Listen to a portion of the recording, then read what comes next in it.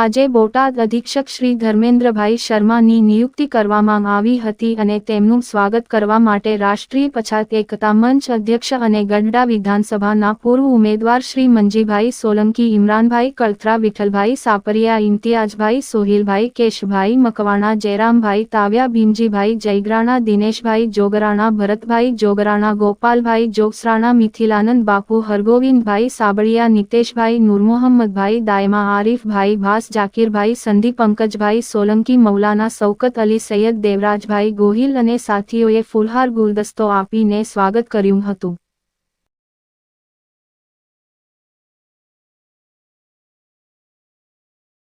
મારું નામ મંજીભાઈ સોલંકી, રાષ્ટ્રીય પછાત એકતા મંચ રાષ્ટ્રીય અધ્યક્ષ, એનસીપી ગઢડા વિધાનસભાના પૂર્વ ઉમેદવાર.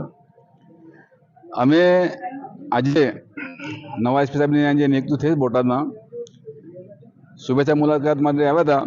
રિસ્પોન્સ બહુ સારું રહ્યું છે કે અમારા સંગઠનના માધ્યમથી બને ત્યાં સુધી દરેક સમાજના પ્રશ્ન અમે સોલ્વ કરતા હોઈએ છીએ, પણ જ્યારે અમારા હાથ પગ ના આમતા કાયદો આગળ પહોંચતો હોય ત્યારે અમે મોટા વડા અધિકારીને કોઈ પણ જાણ કરતા હોઈએ છીએ.